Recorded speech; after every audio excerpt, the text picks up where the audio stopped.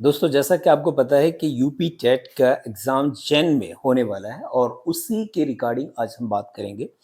Previous video में हमने discuss किया था कि यूपी टेट की प्रिपरेशन के लिए हम कंप्लीटली ट्राई कर रहे हैं ऑनलाइन आने के लिए। अगर आप लोगों का सबका साथ रहा तो बहुत अच्छे से हम इसको ऑर्गेनाइज करेंगे। जैसा कि आप देख पा रहे हैं कि आज इस वीडियो में हम बात करेंगे बहुत डीपली मैथ के सिलेबस को।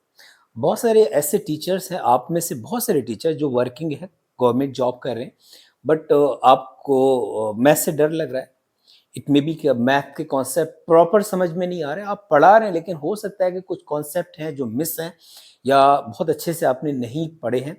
तो आज इस वीडियो में हम बात करेंगे कौन कौन से कॉन्सेप्ट मैथ के आपके लिए बहुत ज़रूरी हैं, जिनके बिना काम नहीं चलेगा। देखिए, बहुत सारे लोग हैं जिनको एडिशन आता है, बट कुछ कॉन्सेप्ट ऐसे हैं एडिशन के भी जो अच्छे अच्छों को भी समझ में नहीं आते हैं कि इनको हम सॉल्व कैसे करें। बिकॉज सिर्फ एडिशन 2+2=4 ये एडिशन नहीं है, ये बहुत सिंपल है जो फर्स्ट सेकंड क्लास के बच्चे को पढ़ाया जाता है। एडिशन हम पढ़ेंगे, फ्रैक्शन का एडिशन हम पढ़ेंगे, डेसिमल का, है ना। इस तरीके के एडिशन, इसी तरीके के सब्ट्रैक्शन आपको सॉल्व करने होते हैं जब किसी भी कॉम्पिटिटिव एग्जाम की प्रिपरेशन आप करें। तो बहुत ध्यान से देखेंगे इसको। जैसे आप देख रहे हैं कि सब्जेक्ट टॉपिक हमारे पास यहाँ पर मेंशन है और पेपर फर्स्ट की हम बात करें, क्योंकि पेपर सेकंड जूनियर के लिए होता है और उसका सिलेबस इस पेपर फर्स्ट के कंपैरिजन में थोड़ा एडवांस है। तो यहाँ देख रहे हैं, साफ लिखा हुआ है, देखें आप, पहला लिखा हुआ है addition, subtraction, multiplication, division of numbers and numbers. तो यहाँ देखिए क्या है, पूरा नंबर सिस्टम भी आपको पढ़ना है ना। तो नंबर सिस्टम के साथ आप जोड़ना, घटाना, गुणा करना और भाग देना ये सब सीखेंगे।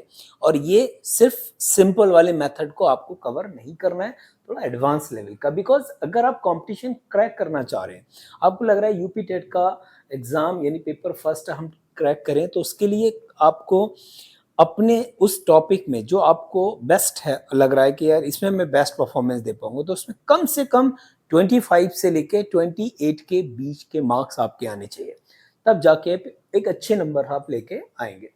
Minimum commonwealth and maximum commonwealth हो गया, addition, subtraction, multiplication, division of fraction, ये बहुत इंपॉर्टेंट है एग्जाम के पॉइंट ऑफ व्यू से। अगर हम बात करें तो यहाँ से क्वेश्चन बनते हैं। डेसिमल देखिए, अभी हम बात कर रहे थे फ्रैक्शन की, अब देखिए डेसिमल की जब बात करें तो इसमें भी आपको एडिशन, सब्ट्रैक्शन, मल्टीप्लिकेशन, डिवीजन यहाँ पर आपको सीखना है। यूनिटरी रूल्स जो आपने 7th और 6th क्लास में भी पढ़े होंगे या पढ़ा रहे होंगे आप, तो यूनिटरी रूल्स को आपको बहुत deeply, percentage that is very very important, profit loss को आपको समझना है, लाभ हानि, है ना, और ब्याज वगैरह चाहे वो, अब देखिए ब्याज अगर सिंपल इंटरेस्ट है तो कंपाउंड इंटरेस्ट को भी हो सकता है टच करे, लेकिन कंपाउंड को अगर यहाँ पर सिंपल इंटरेस्ट दिया ना तो सिर्फ सिंपल इंटरेस्ट पे ही आपको काम करना है। साथ ही साथ geometry that is very very important. देखिए ज्योमेट्री का पार्ट हम बिल्कुल मिस नहीं करेंगे, क्योंकि ज्योमेट्रिक शेप आपको पता होना चाहिए किस तरीके के शेप हैं। रेक्टेंगल, ट्राइंगल आपके हो गए, स्क्वायर हो गया आपका, पैरेललोग्राम हो गए, इन सब के बीच में आप डिफरेंस पता होना चाहिए। साथ ही साथ एंगल्स हो गए, ट्राइंगल्स हो गए, सर्कल हो गया। अब मनी, देखिए मनी की हम बात करें तो ये छोटा सा टॉपिक है और बहुत मुश्किल नहीं है, लेकिन हम इसको कवर करना करेंगे जब इसमें पढ़ाएंगे।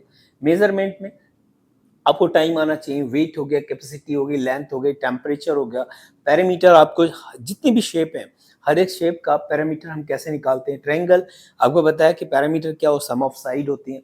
इंपोर्ट, स्क्वायर और क्वाड्रिलेटरल। कैलेंडर आपको अच्छे से आना चाहिए। फिगर हो गए आपके, फिगर में देखिएगा वॉल्यूम हो गया, हेड, क्यूब हो गया, कैविटी हो गया आपका, एरिया, रेक्टेंगल, स्क्वायर, रेलवे और बस टाइम टेबल, आपकी presentation and formulation of the data, यानी कि डीआई से भी क्वेश्चन, डेटा इंटरप्रिटेशन जो है आपका वो भी आएगा। ये आपका रहा मैथमेटिकल पोर्शन। यहाँ से हम देखें टीचिंग एप्टीट्यूड जो क्वेश्चन बनते हैं मैथमेटिक्स में वो भी आपको यहाँ से मिलेंगे।